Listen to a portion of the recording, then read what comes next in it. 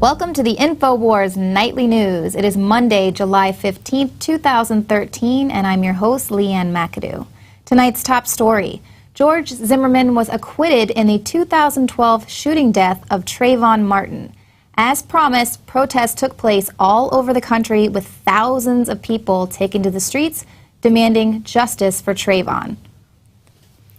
Oakland police stood down as protesters terrorized drivers. According to a report by ABC7, protesters had complete control of 14th and Broadway near Oakland City Hall and refused to let vehicles pass.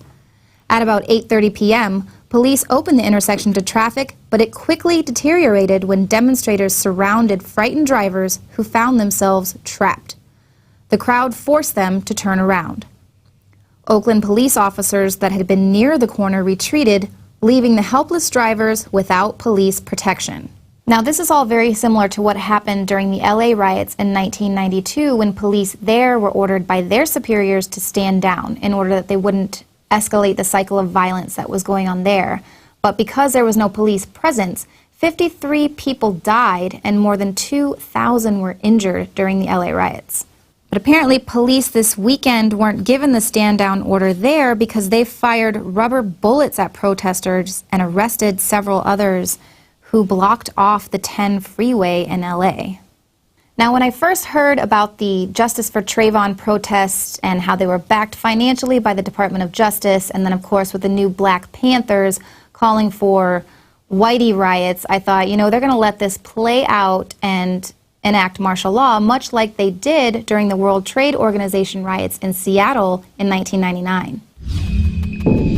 The WTO, since its inception, has come across incredible opposition worldwide because of its obvious authoritarian implications. That's a hard thing to deal with when you've got highly motivated people that have real complaints and valid issues. How do you deal with it? Well, you simply call in your friends. The left coast communists posing as anarchists under Delta Force direction. Broke windows at the Gap, they're smashing windows at McDonald's, they're dumping over garbage cans, and they are very angry again and hostile. We're seeing more clashes with other protesters telling them to stop because they're giving everyone a bad name.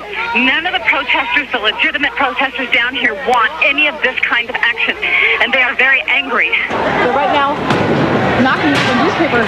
Megan, any sign yet of police trying to track them down? No sign of police anywhere. They're breaking the bank window here at U.S. Bank. We got to get out of here. We're going to run up the street because if they see us, they attack us.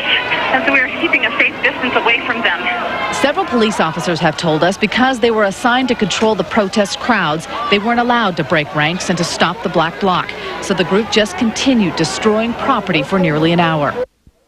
What's wrong with this picture? If the police are supposedly there to protect the public and property, then why? Why did state police, Seattle police, as well as the feds, stand back and allow the anarchists en masse to run around and throw bottles at police, cones, rocks, you name it, and assault private property as well as members of the general public? Because they needed someone to demonize the rest of the good demonstrators. You see, the anarchists were actually given their own operations base, even during the curfew and civil emergency that was declared after their attacks. Boy, that was a good excuse to clear the streets. If you thought the anarchists who commandeered a privately owned downtown building were out of town now, well, think again.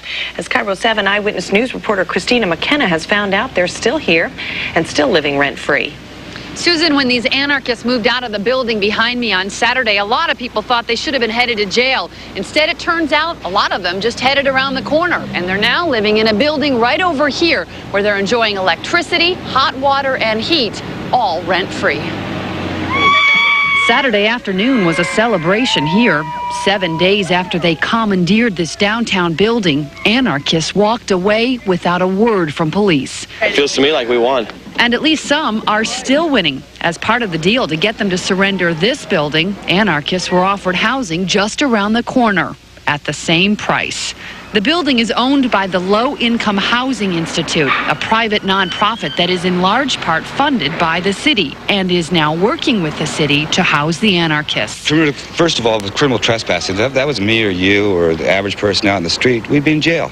John Satoli can't believe the anarchists aren't in jail now. As a lawful tenant in the building the anarchists had seized, he was locked out of his packaging and shipping business for a week during his busiest season.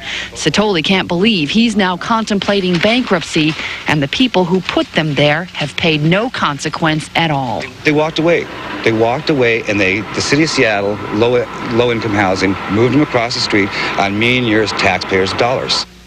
So why didn't the police department arrest the anarchists when they moved out of that building? Well, that's a question a lot of people are asking, especially since the West Precinct is just down the block. We asked the police department this weekend. We asked them again today. They still haven't returned our call with an answer.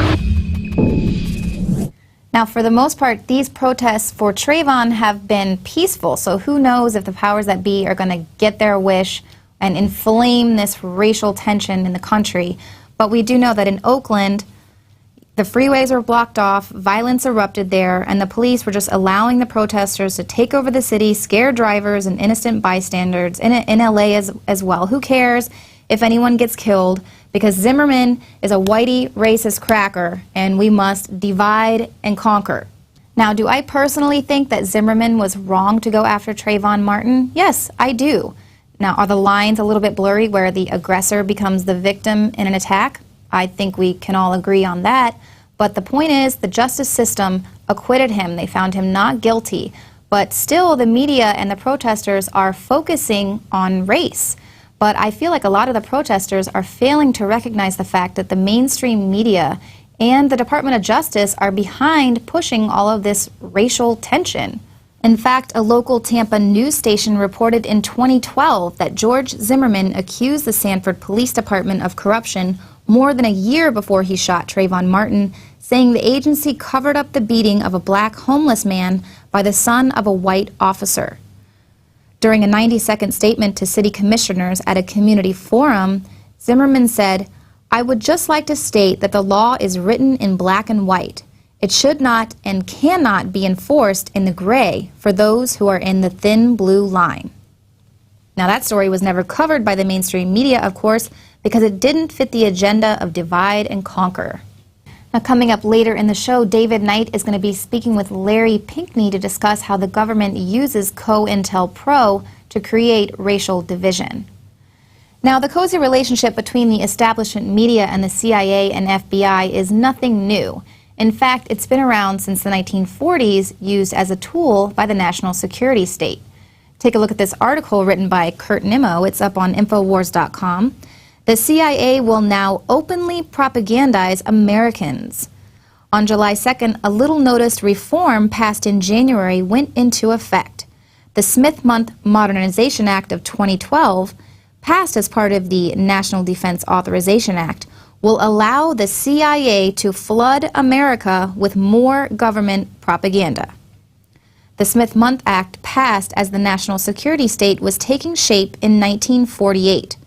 It authorized the State Department to unleash a tidal wave of propaganda outside the United States while supposedly forbidding its dissemination inside the country. The leading TV networks, including ABC and NBC, the wire services, AP, UPI, Reuters, along with the Hearst newspapers, Scripps Howard, Newsweek, the Miami Herald, and the Saturday Evening Post all had dealings with the spy agency. But the CIA's most valuable associations were with the New York Times, CBS, and Time Inc. Frank Church revealed in 1975 how the establishment media works hand in glove with the CIA. I thought that it was a matter of real concern that planted stories intended to serve a national purpose abroad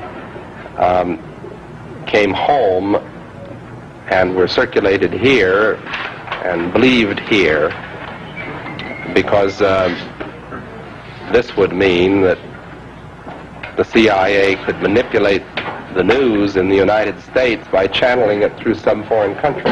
Now, we're looking at that very carefully. Do you have any people paid by the CIA, who are working for television networks. This, I think, gets into the kind of getting into the details, Mr. Chairman, that I'd like to get into in executive session. Well, it will be the 17th anniversary since TWA Flight 800 exploded, and a new documentary is set to be released on Wednesday to support the theory that the plane was hit by a missile. Well, in a convenient twist, previously confidential FBI documents have been unearthed and released to the media, tying al-Qaeda to the TWA crash.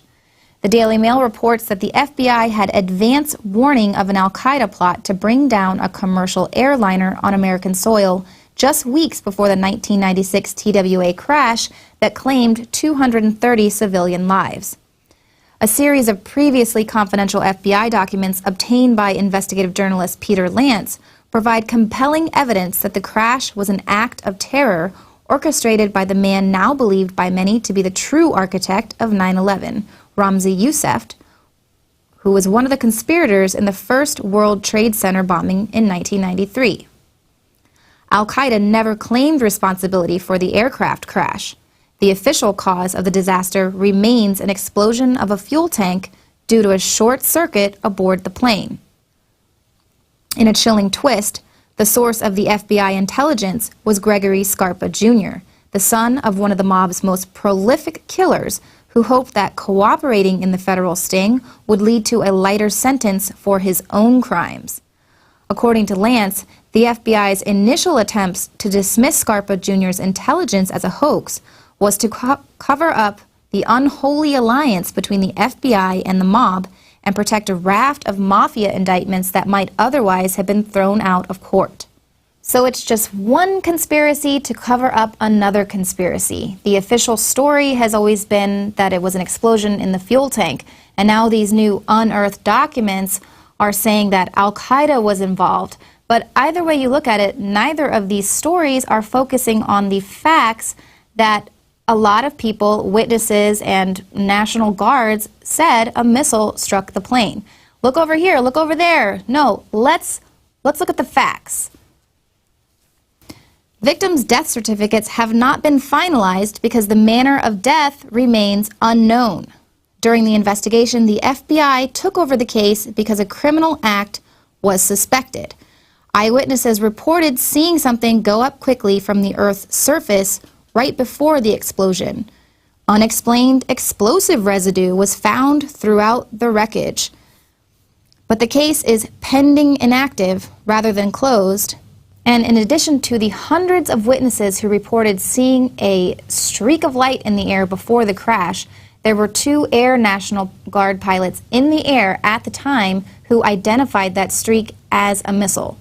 Now, here to talk with me about the curious release of these documents is documentary filmmaker Chris Emery. His team touched on the conspiracy surrounding TWA Flight 800 in his latest documentary, State of Mind, Psychology of Control, which is being sold exclusively in the INFOWARS shop. All right, Chris, well, thank you so much for being here in the studio with us today. Well, thank you for inviting me. I appreciate that. You have a lot of information on the TWA Flight 800 because you actually worked on this story for a couple of years. I did. This was before I dove into the Oklahoma City bombing case, and I was asked to step aside from the TWA case by an intermediary through the employees union based out of Lambert Field in St. Louis. I was getting too close to the truth. A close family member of mine that was working for the airline at the time had their job threatened, and I had to make a decision. Luckily, there was a third party that I was able to pass my research information on to that ended up giving it to James Sanders and his wife. They did a marvelous job putting out 2 DVDs on the case. Great follow-through on a lineup and just a thorough review of what actually happened that evening of July 17, 1996. And so what do you think about the new documents that are being unearthed just in time for the... Well, it's typical, a stunt that the FBI pulls. And to put this in context for the viewers, after studying Oklahoma City, which occurred in 1995, April 1995, TWA comes along 15 months later in July of 1996. the way that the narrative was pushed for Oklahoma City was completely false, according to what the Justice Department offered. That worked so well for them that they decided to roll out the same bag of tricks for TWA 800. So what they're just saying now is that Ramzi Youssef had something to do with it. Well, that's false, patently false, on its face. Evidence, damage, witnesses, everything. It's just complete bunk. There's another storyline going on that there was Scarpa, former member of the Mafia, limited hangout member of the Mafia, and he was incarcerated in Florence, Colorado. He brings out the story of Ramzi Youssef and then embellishes it. Well, we know that whole story's false. So what we're dealing with, and the Justice Department has actually become very good at this. Not saying it's good, but they're aces at this game of doing a shell game. They'll go ahead and present different storylines, completely ignoring what actually happened. So that's what we have here this morning. Right, and at the time when this came up, the FBI actually said that those materials were a hoax and that there was no way Youssef was involved, but now they're kind of bringing it back around. So it completely, torpedoes any credibility they have on their stories. Now, I do have to qualify that. In my research in the TWA 800 case, there were very good, very conscientious employees with the NTSB, with the FBI, with the U.S. Coast Guard, as well as a lot of search and rescue people, and the local and state law enforcement for both New Jersey and New York that knew what happened. They wanted the truth to come out. But, and there's a very good documentary that's coming out this Wednesday to commemorate the 17-year anniversary of the shoot-down. The FBI pretty much enacted the equivalent of martial law on the dock. And all of the information and the evidence, everything was coming in from the bottom of Long Island Sound, was commandeered by the FBI. They only wanted one storyline to come through. Well, that's no way to conduct an investigation. Exactly. And so and their official story didn't match eyewitnesses. It was two Air National Guard pilots in the air at the time identified this streak in the sky as a missile. Mm-hmm. That's correct. And in my research, even as a filmmaker, you have to go back to the basic, break it down into the simplest of terms. You have your physical evidence, the debris field. There were actually two parts of that plane that landed on, two sections that landed on the ocean floor, even though they were blown, to, as they say, some of it wasn't even recognizable. The front of the plane was actually fell down first, and then the back of the plane followed. What the FBI did is they mapped the debris field in reverse. Well, that shows that it was actually, if we were to follow their storyline, it would have been an incoming flight coming in from Charles de Gaulle versus an outgoing flight from JFK. Ludicrous. Right there, we knew that something was horribly wrong. General Parton, retired Air Force general, and if you want me to go into, we had a discussion on this previously. I was at his home the third week of October of 2003. We were talking about the Oklahoma City case, nothing to do with TWA at all.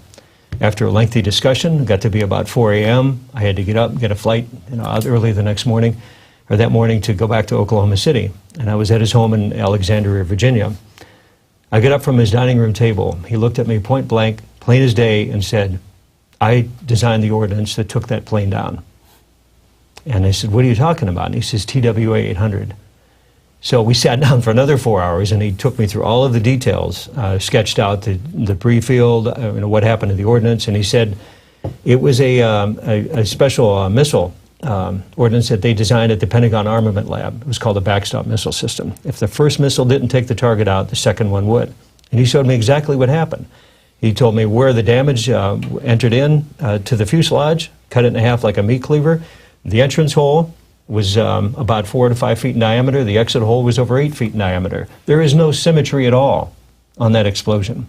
So, if you want to believe the FBI story of Ramzi Youssef having an explosive ordnance under the seat, you're going to have symmetry. If you want to believe the center fuel tank explosion reason, you're going to have symmetry. There was no symmetry at all on the damage of that. And the cruel thing is that when they reconstructed this plane at the Calverton hangar, and it was a closed National Guard hangar, the reconstruction of the plane clearly shows there was no symmetry on the explosion. So why they're rolling this whole story out is beyond me, and it's simply not true. And the chief fire and explosives investigator on the Flight 800 said he was absolutely certain that a spark from damaged wiring triggered the explosion of overheated fuel vapors. But you have... Well, there were two things on that that I learned early on. That was an incoming flight from Athens, Greece, the night before. and the servo pump actually emptied that tank to 10% of its capacity. Load displacement and fuel allocation and so forth, the TWA, I mean, you don't have to have a full plane of fuel to fly to Paris. So anyway, that particular center fuel tank that they claimed blew up simply was only about 10% full. Second thing was that the faulty wiring that the FBI had claimed that was used to cause that explosion was not in any Boeing aircraft since November of 1969. And I got that piece of information from a retired, he was a senior mechanic with TWA, worked out of their Kansas City service hangar. And he said that because of another airline, foreign airline, that Boeing had used that wiring, and they had a catastrophic accident with that in September of 1969. It was November of 69. Boeing took all that wiring out, and the 747, fleet of 747s didn't hit the drawing boards at Boeing Field until 1972. So we're talking about nearly 2.5 to 3 year complete time period where obviously they're not even going to bring in faulty wiring to put on a new aircraft. So why the FBI chose to pull that story is beyond me. And it's really unfortunate because there's a lot of good agents on there that wanted this truth to come out, and it was their testimony and their fact-finding efforts that were quashed on this whole thing. Exactly, and it seems like the documentary that's coming out on Wednesday, it has those 6 investigators that were working that said that they were actually coerced or silenced by the FBI. Sure. And so now some people are using CNN. They aired a government-sponsored reenactment of the flight, and they said that maybe the witnesses saw the flash coming up because of the climb that the plane took. No. There were, and according to General Parton, of course, there were actually 2 missiles that hit it. The first one came in actually on the right side of the plane. There was some speculation as far as it coming on the left side. Engine number 3, if you count out 1, 2, 3, and 4 engine, it was following the heat trail on engine number 3, and it cut the fuselage in half between rows 17 and 19. And that's when the front part of the plane. Now, what you're referring to is what the CIA came up with in their animation. Red flag. When the CIA shows up on an investigation, there's bound to be all kind of rabbit trails. They want their job is to deflect you from what actually happened. Mm-hmm. And as an investigative journalist, you know as well as I that you really got to stay focused, keep your eye on the ball. The CIA doesn't want you to do that. The second missile came up. And took down basically shoved the wheel housing from the first class cabin into the cockpit. The back of the plane climbed another 400 feet, then it hit the parabolic arch and started falling down. What the CIA claimed it went up another 4,200 feet. That's impossible. Mm-hmm. The thrust, the computers, everything on the engine simply, there's no way that the back of the plane would have climbed that high. But that was just their diversion, their story. They wanted to get out there. It's not true. Right, and then so the investigative journalist Lance that has put these, brought these documents to light is saying that he's basically arguing that they're saying it was officially the wiring, and he's saying no, it was actually this Ramzi Youssef. So they're sort of playing a shell game. Exactly. You have just a simple math. You have 3 different shells. Well, they're actually diverting you to 2. What's under the 3rd shell? And that's what we're trying to focus on, and the truth. When you have a retired U.S. Air Force general that says he designed that ordnance at the Pentagon Armament Lab, they shared ordnance with the U.S. Navy and the U.S. Air Force, a retired senior mechanic. You have a retired United Airlines pilot who was actually a very good friend of mine out in L.A., sued the NTSB, the CIA, the FAA, and the FBI in federal court in Los Angeles. One of them, he compelled them to bring forth the evidence, and they refused to do so. So, you look at this whole thing, and it's like, okay, well, we know it was shot down. We know the families were lied to. We know there was a cover-up. Why not just step up and tell these families what happened? That's the least that they deserve, is the truth. And, respect the families. So you were talking to me earlier about that there was a base or something. There was some sort of a training exercise going on there, and that's the real... Yeah, it was a top-secret exercise going on off the coast of Long Island that evening. And from the best that General Parton was able to speculate, and some of his colleagues that he went to school with, and he served in the Pentagon with, he had since retired, obviously, back in 1978. But he got calls within about 24 hours after the shoot-down, stating, yes, they knew what happened. And it was a live exercise, real-time exercise, both monitored at the Situation Room at the White House. And there was a special top-secret drone that was floating about They estimate between 62 and 68,000 feet above the Earth, monitoring this whole exercise going on.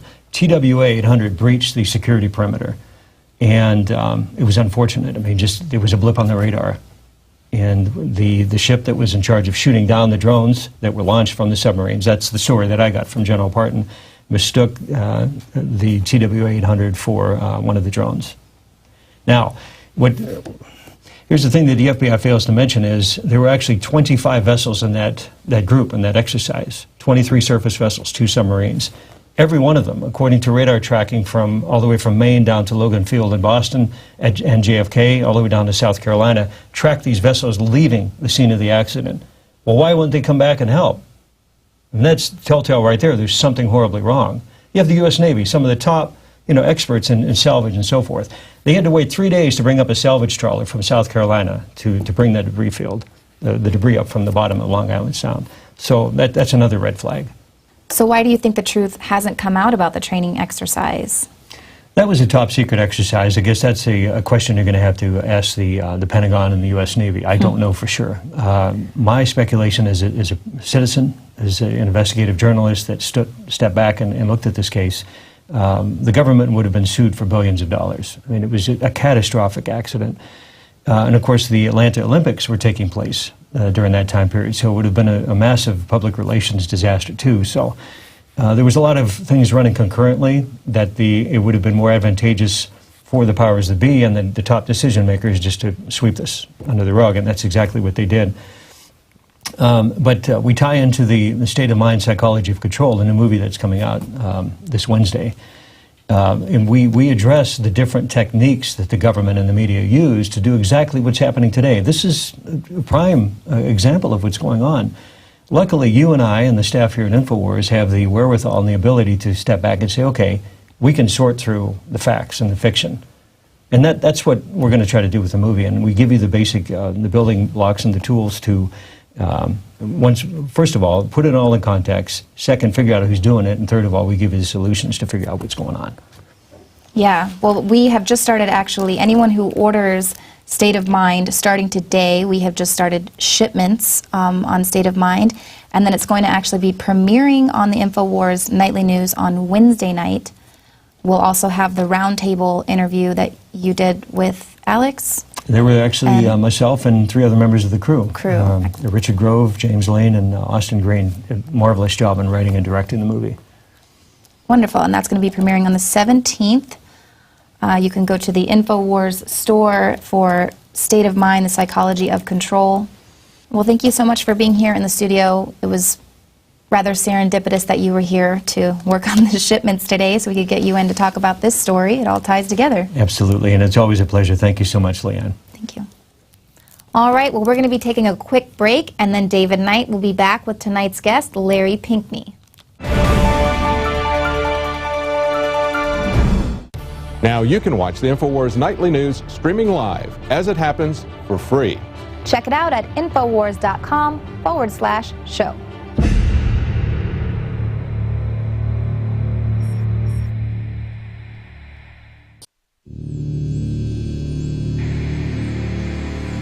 Are we choosing our own paths, our own destiny, or has it been pre-selected for us? C.S. Lewis said, when training beats education, civilization dies. We need to always be cognizant of, as a free society, that information can be used as a weapon. Barrier to discovery is not ignorance.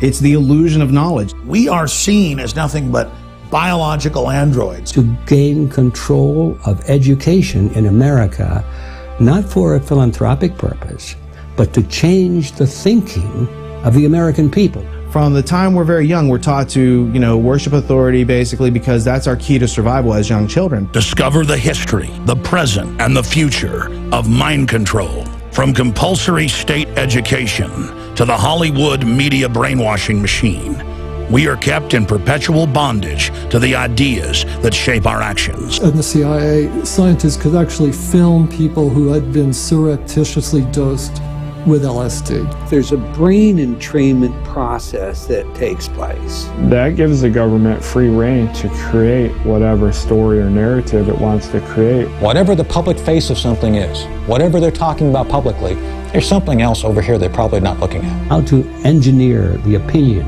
of the American people so that they would fully endorse, not only endorse, but demand a war. When you watch mainline establishment television, you are putting yourself in front of the barrel of a gun. Discover the history, the present, and the future of mind control, psychological warfare, brainwashing. Are we controlled and manipulated? You bet. That's mind control par excellence. Find out how deep the rabbit hole really goes with this new groundbreaking documentary film, State of Mind. Available exclusively at INFOWARS.com.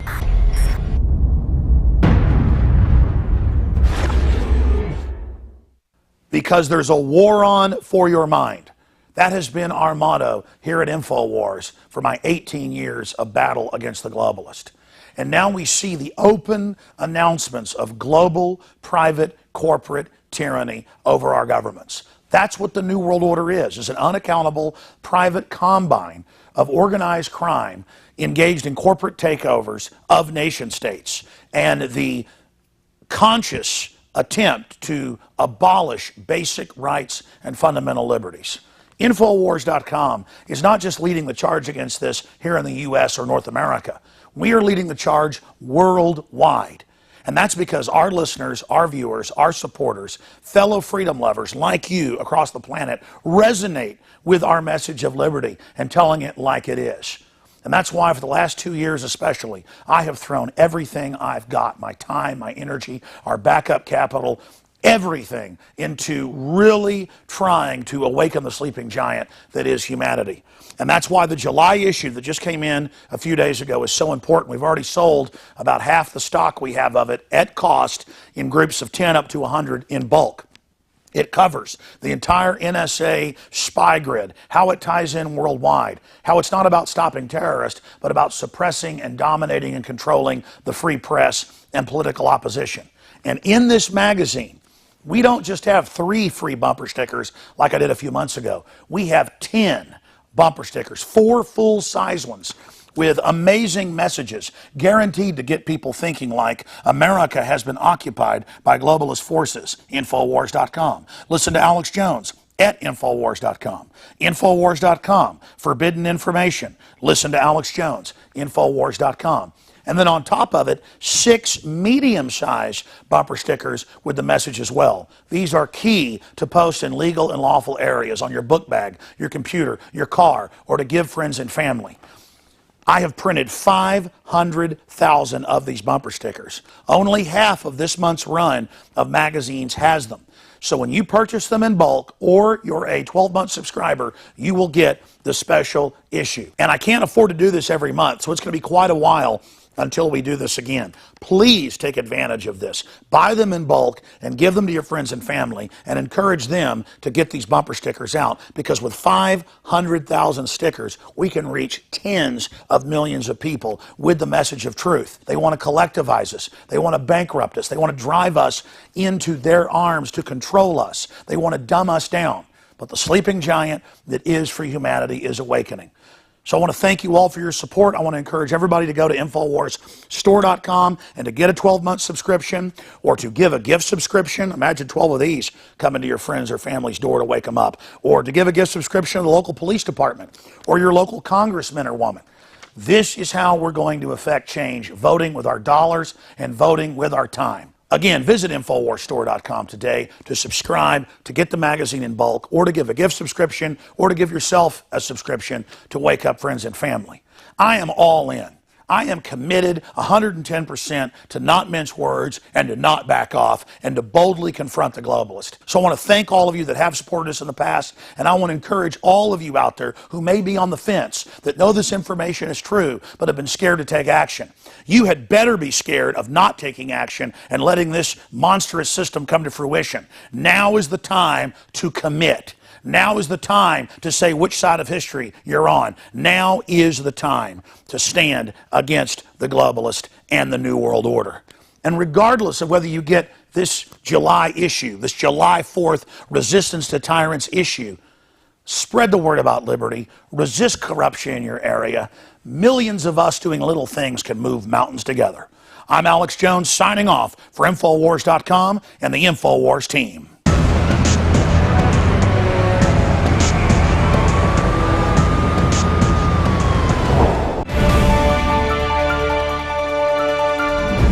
Well, we're pleased to have as our guest today Larry Pinckney. Now, as you've seen Larry Pinckney probably many times on InfoWars, you know that he's had a lot of experience with racial division, how the government uses that in COINTELPRO, as well as he's got experience with guns and self-defense.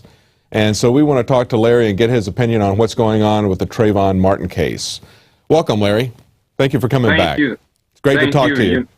It's always a pleasure. I really mean that, as you well know. I'm really glad to be here. So let's rock and roll. Where do we go? Well, you were on the show Friday before the verdict came out with the Zimmerman Trayvon Martin trial. And then the verdict was released on Saturday, finding Zimmerman not guilty.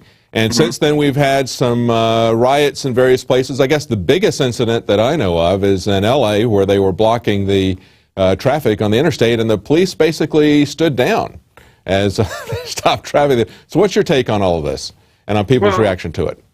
I think, first of all, I want to give a lot of praise to the overwhelming majority of black, white, brown, red, and yellow people, everyday ordinary people.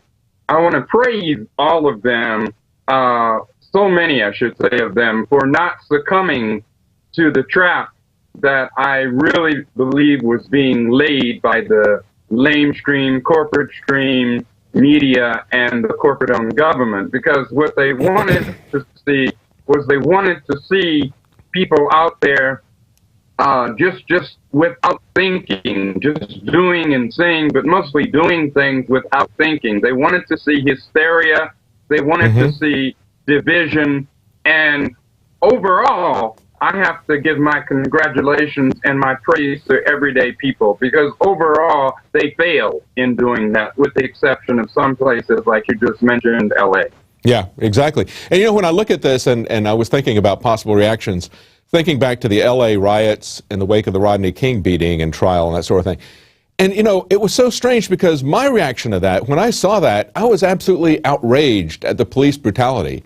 Absolutely outraged. But I was outraged at the police. I didn't understand why they would just pull people, you know, just the general public out of their cars and start beating them. You know, and it's interestingly enough, the police withdrew in that case as well and circled the wagons. You know, that was, you know, Gates was the first one, the police chief there, to have SWAT teams and to militarize the police. And they took all of that firepower and basically circled the wagons around their own police departments. I guess they were expecting to get attacked, but instead of them getting attacked, they were attacking just general people off the streets, even Korean grocers, you know, who didn't have any dog in that fight. So that, I guess that's my concern, is that the government is always trying to set up this black-white division, when really what we're seeing here is a blue versus the public. You know, it's the police and the brutality. Why aren't they concerned about that?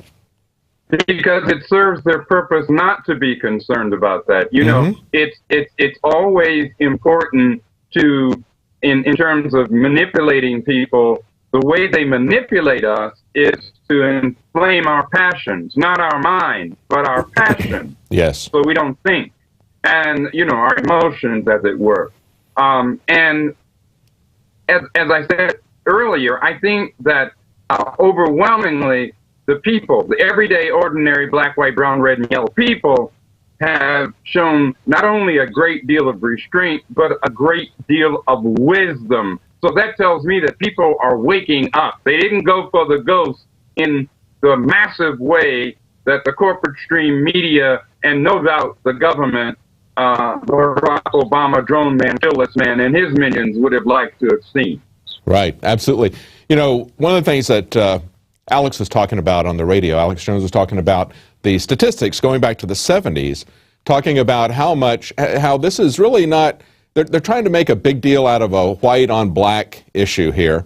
And yet there's been a lot of black-on-black crime, that 94% of the people, and a large number of blacks have been shot in the last 30 to 40 years. 94% of that was black shooting black. But you know, interestingly enough, the other part of the statistic is that as a district attorney in Chicago, where there is a lot of that type of crime going on, pointed out that 80% of the deaths there were due to drug prohibition.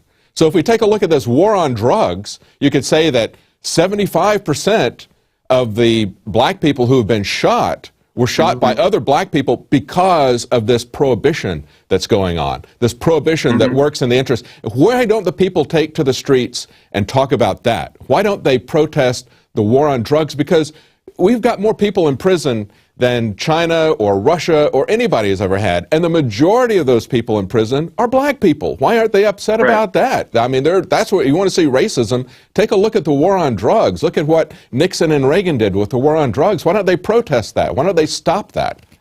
Because if they were to do that, if they were to, I'm sorry, this is not funny, but I have to have a sense of humor. Because if they were to do that, then that would mean that people were actually beginning to pay attention to who the real enemy is. Exactly. Okay?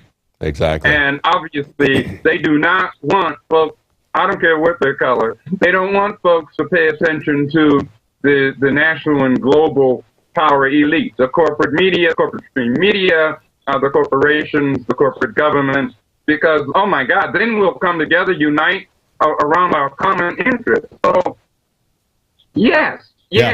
When I think about the horrors that go on in poor communities across the board, not just black communities, but poor communities, economically poor, I'm talking. But in black communities where, you know, I remember a couple of years ago, David, I think it was two or three years ago, I came across this poster, and the poster said that blacks kill more blacks than the KKK, all right? And then it was signed, "Good job, keep it up, KKK." Yeah, right. Now, right. You know, now I'm saying, wait a minute. Now, people wanted to get offended about the KKK part. Okay, but let's also look at the situation. I understand that economic, educational, social, cultural deprivation, all those things are real.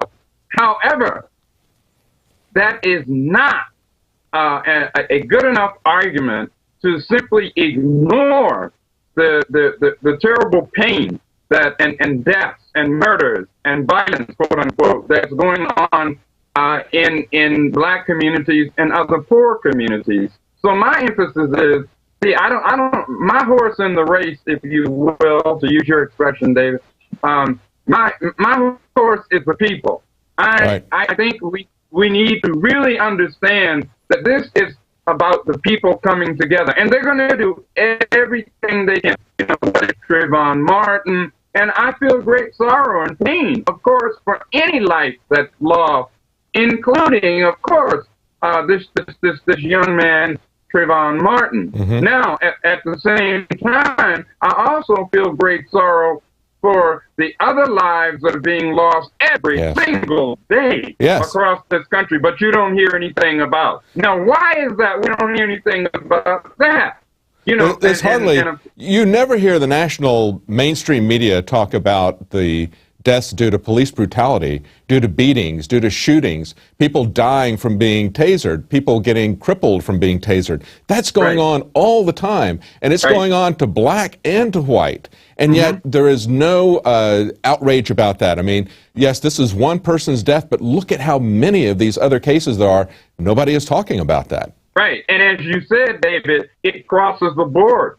This is happening to people of all colors, especially black, white, and brown people. But it includes, you know, red and yellow people too. That's right. But if we recognize that, if we realize that, if the people become conscious of that, once again, they're going to stop, they're going to critically think. We don't have to be a rocket scientist to figure out what's going on. So we have got to be, when I say we, I mean we the people, we've got to be the ones to determine the narrative.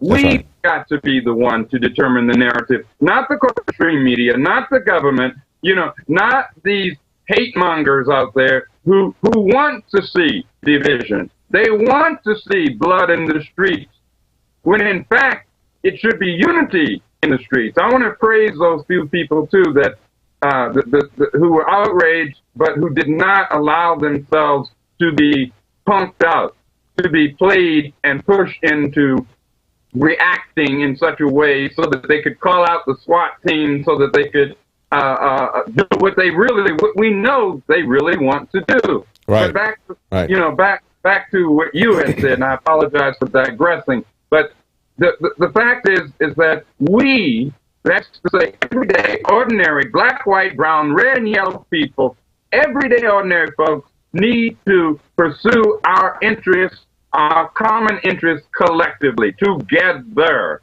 That's right. And that's when I am determined to keep pushing that message. Determined, So I hope I'm making some semblance of sense here. Oh, absolutely. Going back to the war on drugs, I mean, when this really started ramping up under Reagan, I became aware of these asset forfeiture laws, how they were charging inanimate objects with crimes, and the way they were doing these no-knock raids, which now have become just ordinary, everyday things. They're not even an aberration anymore. And they report them, and a local news might report them once, and then that's it. Everybody forgets about it. We try to pull these things up and report on them on a national basis, but it's become so commonplace, nobody is even thinking about what's essentially martial law anymore, that they just feel like they're going to kick the door down, use stun grenades and throw grenades in and bark orders at people. If you don't do exactly what they want, they shoot you. If you think you've got an intruder, they shoot you. This is people of all races now are being affected by this. And it was affecting everybody's. They were using the war on drugs to destroy our constitutionally recognized, God-given civil liberties. And a lot of people who weren't a part of either selling drugs or using drugs just said, well, I don't really care. That doesn't really affect me. They didn't realize that it affected them. Now we're seeing the same thing being put on steroids with the war on terror. Because now they're really ramping up the militarization of the police. They're really going around and doing this. People need to wake up about this. But let's talk about how they're using and controlling this narrative with the media as well as the government. I mean, it started right away with NBC editing the 9/11 tape, to try to make it look like it's more racially motivated than I believe it really was. And that was really the seminal event. And it looks like the defense attorneys now are going to take action against NBC, civil action against that, because that was really the thing that kick-started it, isn't it? Yes. And this is what the corporate stream media does anyway. All they want to do is they want to make money. So they can get people to pay attention to their machinations, if you will, their shenanigans, okay, rather than seriously reporting the fact that we have no privacy in this country. They wouldn't dare go into that. They want to talk to us about, where is Edward Snowden, instead of what the information is that Edward Snowden put out. They don't want to deal with that. Exactly. Okay? And it's the same thing here. They always, I'm talking about this blasted corporate stream media, which is really nothing more than a propaganda arm for the corporate-controlled, corporate-owned government. So, the so-called war on terror is actually a war of terror against everyday people. It's not a war against terror. It's a war of terror, and that war of terror is being waged in so many different ways, on so many different levels, both physically and psychologically. It is being waged against us, we the people. Yes. They're terrorizing the public, hoping that the public will think that they can be secure by giving up their liberties, but the opposite of liberty is not security, it's slavery. They're trying to enslave us, and they're using a tactic of terrorism against us to do that. Now, talking about the way they manipulate the media, I mean, the first thing they did was NBC goes in and edits this tape, and the police at the scene had seen that his head was beaten, and they believed that it was a self-defense thing. The police chief didn't believe that there was a case there. But they spun that to try to make it racially motivated, and they actually sent down, and this is interesting because this was found by Judicial Watch. They filed a Freedom of Information Act, in April of 2012, and they got this information back that the Department of Justice actually sent down a group called a Community Relations Service, and it says that they deployed them in the memos, and they paid them to do one event after the other. They've got events like on a timeline here, March 25th through 27th. They go down, they're deployed, quote unquote, to Sanford, Florida to work marches, demonstrations, and rallies related to shooting and death. Then a couple of days later, they're give them like another $1,000 to provide support for protest deployment in Florida. Then they give them another $750 to provide technical assistance to the city of Sanford and law enforcement agencies for the march and rally. So they're going through, there's this long timeline where the Department of Justice, the Federal Department of Justice, is actually sending down an organization and funding it to basically create civil disrest, is what they're doing at that point. And then later on, yeah, I mean, you've seen this type of thing when you were with the original Black Panthers, right? Over and over again. Look, all they've done today, and I say today in the year 2013, in this 21st century, all they've done is ratcheted it up. They've tweaked it, okay? And they've begun to, I mean, let me just deal with this head on, if I may. Let's assume, now I don't know this, none of us really know, but let's assume that the matter was indeed a quote-unquote racial matter. Okay, let's assume that. So if it was indeed, why is it that the corporate stream media is in fact heightening this to a point of hysteria instead of saying, hey, this is a grand opportunity, even out of tragedy, even out of sadness, this is a grand opportunity for us to come together to discuss our concerns, to deal with this, instead of, ratcheting up the hysteria. Right. Even if it were, I don't know that it was, maybe it was, maybe it wasn't, but even if it were a racial, quote-unquote, matter, all of us, whether we like it or not, belong to one race, and that race is called human, H-U-M-A-N. That's right. And we've got to start thinking and acting in those terms with that mindset. Exactly. Yeah, it's kind of like they pick a skin color. Why do they pick hair color and pit the redheads against the blondes or something? I mean, it's absolutely ridiculous. But you had experience with this, with the Black Panthers. It spread out beyond just being a black group, right? You got people from all different ethnic backgrounds or cultures involved in that, didn't you? Right. And what we learned, and I might say the hard way, because in those years, in the 60s and 70s, we had no idea of how vicious, how insidious, we had that this government is. And it's far worse today. Oh, yeah. Bad enough then. Okay. But it was all about, even then, using agent provocateurs, divide and conquer, discrediting people with false information, all of which they still do today, but on a much, much larger scale. The Black Panther Party that was formed in October of 1966, the original Black Panther Party, was ultimately physically decimated, destroyed, not our legacy, but physically the party was destroyed as a result of COINTELPRO, the counterintelligence program, and these tactics. But it wasn't just us. It happened to white political activists. Yeah. It happened to American Indian, that's the American Indian movement, Native, Indigenous people, political activists. It happened to Chicano, Chicana, La Raza Unida, the Brown Berets, the Young Lords, the Puerto Ricans. I mean, it happened across the board. Right. And I go back to my original point. So what they're doing, by they, I mean the corporate government, they continue to use the same old tactics. Why? Because they work. But yes. I will say this, the more of us that become conscious, David, the more of us that become conscious, the less those tactics will work. Well, that's exactly what they're doing. You're talking about how they send down agent provocateurs. They use it to divide and conquer, and that's exactly what the Department of Justice did with this Community Relations Service organization that they deployed down to Sanford. They got the police chief temporarily fired. He was eventually reinstated. They got the prosecution going, and then look at what they did in the prosecution. We just learned right after they did the verdict of not guilty, they fired the IT manager from the Attorney General's office because he had gone public with the fact that they were manipulating evidence there.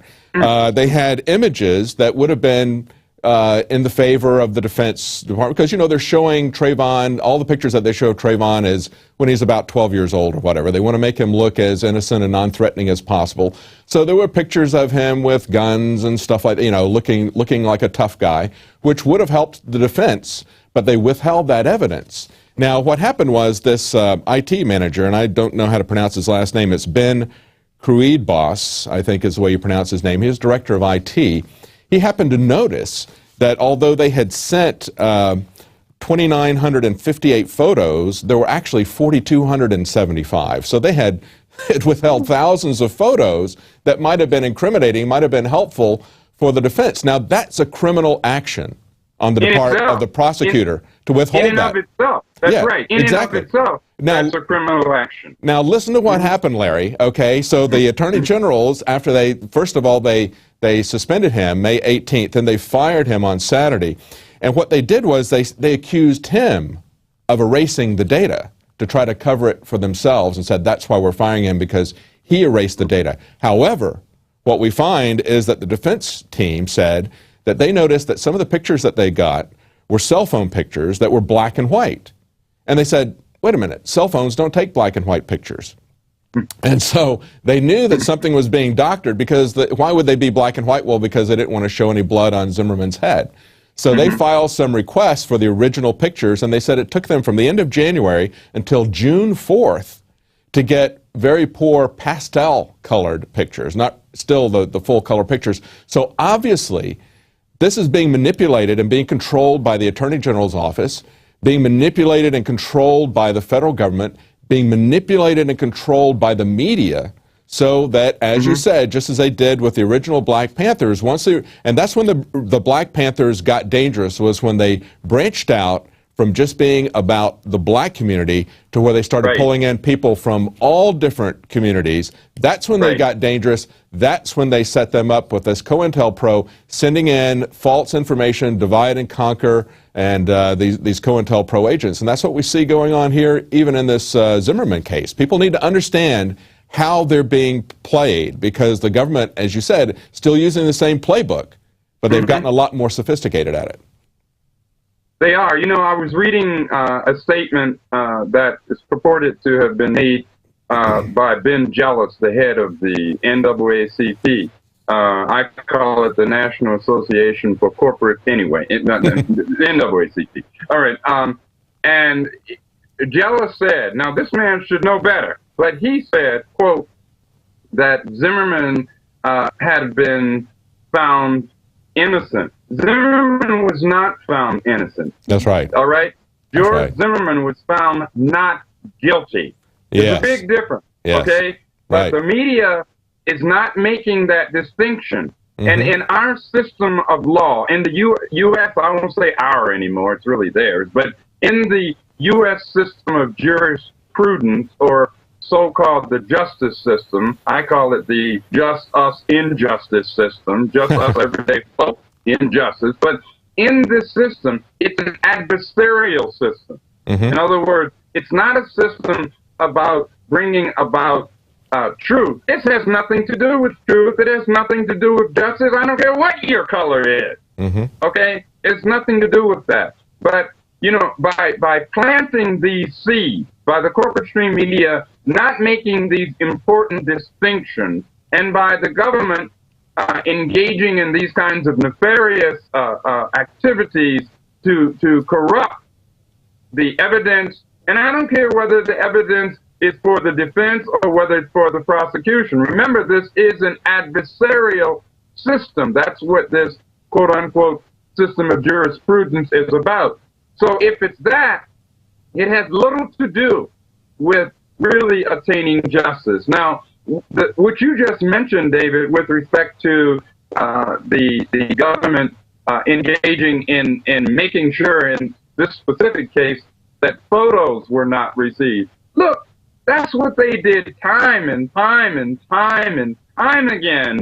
That's why we have so many political prisoners in the U.S. Yes, I said political prisoners. Absolutely. Because it was fabricated. You can fabricate evidence by withholding evidence. Because if you withhold certain evidence, what you're doing is you're making sure that either the defense or the prosecution is unable to present a strong case. Well, look at when you sign in as a witness. They ask that you have to swear that you're going to tell the truth, the whole truth, and nothing but the truth, right? So what they're doing, when they're withholding evidence, you're not getting the whole truth. Oh, of course not. Of course not. And it's not about truth. Right. It's not about justice. And this is, I want to say to the listening audience, all my brothers and sisters, all my sisters and brothers, all colors, don't go for the ghost. Don't get sucked into this toilet of believing this hysteria and this nonsense because we're being manipulated. Don't be manipulated. Kudos to you who have not been manipulated. Reach out to your other sisters and brothers and sisters, and tell them to use their minds, as the Chicanos would say, use your cabeza, use your head, and don't be misled. You know, in this case, this is a good example of the importance of a jury trial, because in most cases, the prosecution comes up with a lot of trumped up charges just to hope that you'll plea bargain down to what they want to convict you for in the first place anyway. Right. Now, here you've got a situation where even though the judge appeared to be trying to skew things as well, you've got the jury actually finding him, as you pointed out, not innocent, but not guilty. Because in our system, you have to prove beyond a shadow of a doubt what you're trying to charge them with. And what they're saying is the government didn't prove that. Yeah, it's very difficult. And taking the specifics of the case, for example, I mean, even if there is a racial component in why he was following Trayvon around, it's almost like when you've got a situation with a husband and wife, and the wife is being passive-aggressive and nagging and taunting the husband, and finally he loses it and gets violent and starts attacking her. If she's in danger of her life, she is entitled to use deadly force to stop that attack. And so if you got a situation here where whatever led up to it, at that point, it's kind of like somebody breaks into your house and they start to, you might fire a warning shot or whatever, they turn and run. If they're on your front yard running away from you and you shoot them in the back, you've used unwarranted force. Well, you also have a right to defend yourself if they're coming at you for whatever reason. And so that's really kind of the difficult thing that the jury had to decide, was what was going on at that moment. And I think based on the physical evidence that the police saw at the scene, I think that's why they originally didn't charge him that way and felt that there really wasn't a case, because there was a lot of evidence that it was a pretty brutal, violent fight. And talking about that, we had a caller who called in to Alex Jones on the radio show on Friday, and one of the things he was saying was open carry. In Florida, they're not allowed to have open carry. In Florida, you can only legally open carry a loaded firearm while engaged in or going to and from fishing, hunting, and camping. Now, this law is currently being challenged in the court there in Florida. But what do you think? I mean, the Black Panthers openly carried weapons. What do you think about open carry versus concealed carry? I mean, it seems to me like open carry is a deterrent, actually, to violence. Well, quite frankly, I'd rather know what I'm dealing with than not know. Exactly, okay? Exactly. It seems to me that that's common sense. If somebody's carrying a 357 Magnum or a 32 or a 38 and I don't know it, I might accidentally step on their foot and get blown away. That's right. That's right. And so I think it's just a matter of common sense. I think it goes the heart. Let's go through the heart of this matter. The government, and in this case, Department of Homeland Security, as well as the Attorney General's office, as well as right down from Drone Man Barack Obama, right on down from the White House, the government is doing everything it can to not only disarm people physically, but first they want to disarm us mentally, psychologically, so that we go for the okie doke, okay? Right. I believe that we have a constitution, albeit that Drone Man and his Democratic and Republican Party minions have done everything they can to gut it, albeit, notwithstanding that fact, we supposedly have a constitution, we have a First Amendment, we have a Fourth Amendment, and supposedly, if we're supposed to be able to exercise the rights that are enshrined in that. Clearly, the propaganda that's being used to keep people in fear, to keep people in a state of hysteria, is being used not for our benefit, meaning everyday ordinary black, white, brown, red, and yellow people, but it's being used for the benefit of those who want to control and manipulate us. Same old thing, only they've ratcheted it up.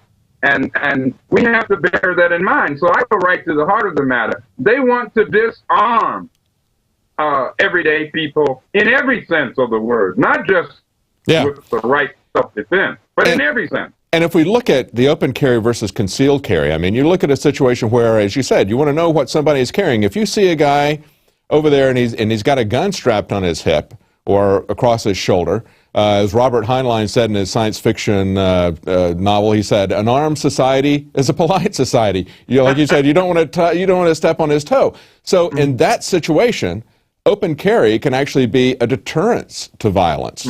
But when the government comes in, as they do here, we've got some very liberal gun control laws here in Texas, and by liberal I mean in the original sense of the word, free, in the good sense, right? I know. And so, you know, we have pretty liberal laws in Texas, and yet they don't allow open carry.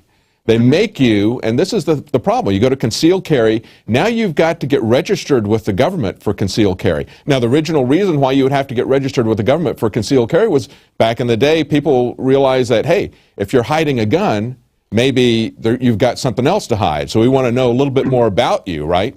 Otherwise, you're free to carry openly. That's the way it used to be all over the United States. But they use this concealed carry because why? It sets up legal entrapments for the people who, first of all, it registers the person who's carrying concealed. Then it sets up all kinds of legal entrapments for them. And then it also fails to provide the kind of deterrence within society that a firearm really should be to violence. You know, it really should be a deterrent to violence. So, you know, it seems to me like that's another example. And we're seeing this now with Obama using this case to attack the Second Amendment. Right. Even as he attacks and blows people away in Libya, North Africa, Somalia, East Africa, you know, Afghanistan, Yemen, Bahrain, on and on. Yeah, I mean, I'm just really trying to show up the hypocrisy of it all. Okay? Every day, people are being killed. I think it was a half dozen or more people killed in Pakistan today from an Obama drone strike, and they trumpet that as if that's a great deal. Right. Then they turn around, David, at the same time and say, I just really don't understand why our society is so violent. Yeah, they didn't get violent. They're the ones, all they're doing is they're pushing it. They're you know, this whole macho man, get off my planet by sundown mentality. And then they turn around and act like they don't understand why people do what they do, when in fact they're programming people to do those things and then trying to use those actions as a way to disarm the people. Absolutely. Well, Larry, wrap it up for us and tell us what you would like the general public to make out of this, and again, restate what we were talking about earlier, I guess. People to look beyond what the media is feeding them, how the government is trying to manipulate them. Well, I want to say first and foremost, again, to you, David, to INFOWARS, to the entire, all the hard-working sisters and brothers there, I want to say thank you very, very much, from Alex on down, or on up, however you want to say it. Now, to answer your question, I think that it's important for all of us, to regain our sanity. In order to regain our humanity, we have to first regain our sanity. And what do I mean? What I mean is, don't react. If we're going to do something, there's a big difference between responding and reacting. Do not react, okay? And my sisters and brothers, my brothers and sisters, black, white, brown, red, and yellow, don't react. Think, critically think, use your mind, okay? And you know, I have great faith with ups and downs, notwithstanding ups and downs and all the challenges we face. I still have great faith in the ability of humans to evolve, to grow. We have got to push aside this corporate stream media nonsense. We have to be, as you all are doing right there at InfoWars, we have to be our own media, okay? And as I, in my columns in blackcommentator.com and intrepidreport.com, I always end the column by saying, each one, reach one, each one, teach one. I'm within my sisters and brothers. That's what we have to do. It's a struggle. It's hard. They're going to do everything they can to discredit us, to knock us down. But as Frank Sinatra would say, I get right back up. You know, remember that rubber tree ant? Okay, I'm going to get right back up. So I want to send out my love and my strength to all my sisters and brothers and sisters of all colors, of all ethnicities. And I want to say all power to the people, just as we said back in the day. Great. Thank you so much, Larry. I appreciate you giving us that. Thank you for joining us. Thank you. It's a pleasure. Thank you. Well, as Larry was saying, each one reach one, each one teach one, and that's exactly what you can do at PrisonPlanet.tv. Get a subscription there. You can reach out and teach other people. 10 people can share that subscription with you and see the news as we're putting it out there. Different kind of news, a news that's not controlled by a centrally programmed government or media, as well as understand how they are trying to control your mind. And this week we have State of Mind is being released. It's still pre-bookable from InfoWarsStore.com. And this documentary here will help you and others understand exactly how the government is trying to control you, the techniques they use, and it's much broader than even just COINTELPRO. It's much broader than MK Ultra. It extends fundamentally to the media as well as the educational system. So take a look at that, get State of Mind. It'll be a real eye-opener for you and for your friends. Well, that's it for tonight. We'll be back tomorrow at 7 Central, 8 p.m. Eastern.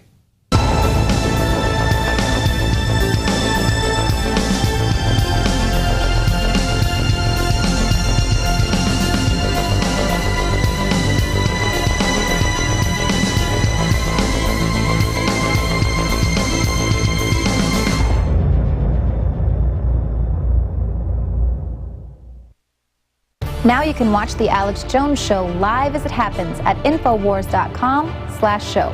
You'll find links to all of our content there and a free 15-day trial for Prison Planet TV.